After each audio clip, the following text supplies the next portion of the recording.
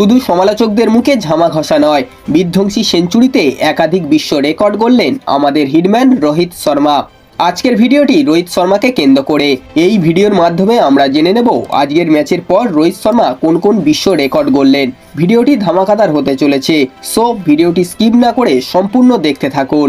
ইংল্যান্ডের বিরুদ্ধে দ্বিতীয় ওডিআইতে বিধ্বংসী শতরান করেছেন ভারতের অধিনায়ক রোহিত শর্মা। অধিনায়ক রচিত ম্যাচ উইনিং ইনিংস খেলেন হিটম্যান।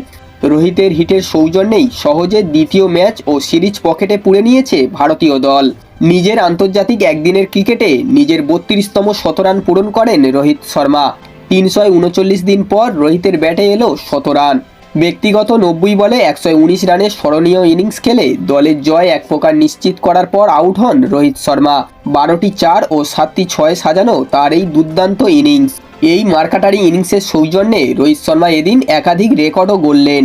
32তম সেঞ্চুরির সৌজন্যে ওডিআই ফরম্যাটে রিকি পন্টিংকে টপকে সর্বোচ্চ শতরানকারীদের তালিকায় তৃতীয় স্থানে উঠে এলেন রোহিত শর্মা।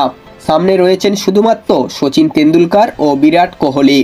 এছাড়া ভারতীয় ওপেনার হিসাবে সব ফরম্যাট মিলিয়ে রানের নিরিখে সচিন তেন্ডুলকরকে টপকে গেলেন রোহিত শর্মা। সচিন ভারতের হয়ে ইনিংস ওপেন করে 15,335 রান করেছেন। সচিনকে টপকে রোহিতের সামনে এখন শুধুমাত্র বীরেন্দ্র সেহবাগ।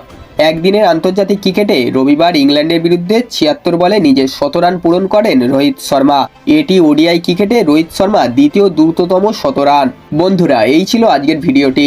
রোহিত শর্মার এই দুর্দান্ত রেকর্ড আপনাদের কেমন লাগলো অবশ্যই কমেন্ট করে জানাবেন। ভিডিওটি ভালো লাগলে একটা লাইক করে দেবেন এবং এই ধরনের ক্রিকেট নিউজ সবার আগে পাওয়ার জন্য চ্যানেলটিকে অবশ্যই সাবস্ক্রাইব করে দেবেন।